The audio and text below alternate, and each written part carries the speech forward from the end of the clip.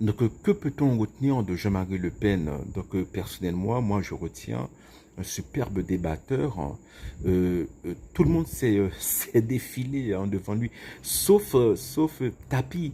C'est la raison pour laquelle Tapi avait connu et était devenu quelqu'un de très célèbre parce qu'il avait réussi à débattre avec Jean-Marie Le Pen, et c'est la première fois qu'on voyait que qu'on voyait Le Pen troublé face à un adversaire, hein.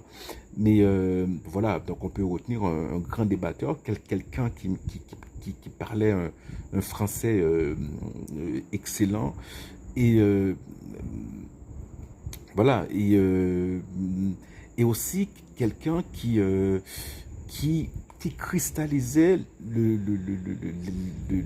les désirs de beaucoup de Français, mais qui n'avait pas peut-être qui n'avait pas le tempérament pour devenir président, quoi.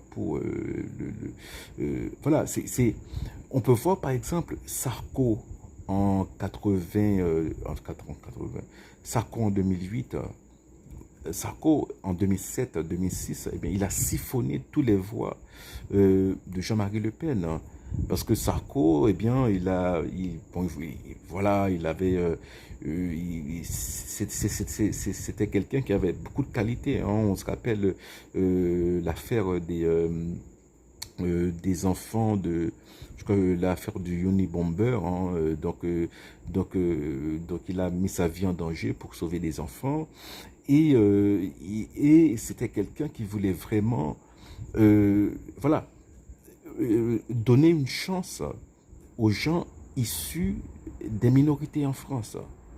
Parce que les années 90, pour les minorités, par exemple pour les immigrés, moi je connais des gens qui avaient immigré en France des années 90, des Noirs éduqués. Et bon voilà, il cherche un appartement, donc on se donne rendez-vous, et dès que la personne le voit, eh bien, dit carrément, bon, non, on ne peut pas vous louer l'appartement. Donc ça existait dans les années 90.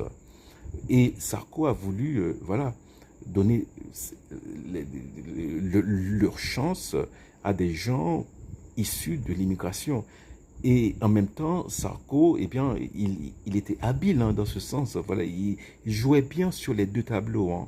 Et il prenait les voix de Le Pen, hein, sur la question de la sécurité, et voilà. Et sur l'autre tableau, eh bien, il disait, eh bien,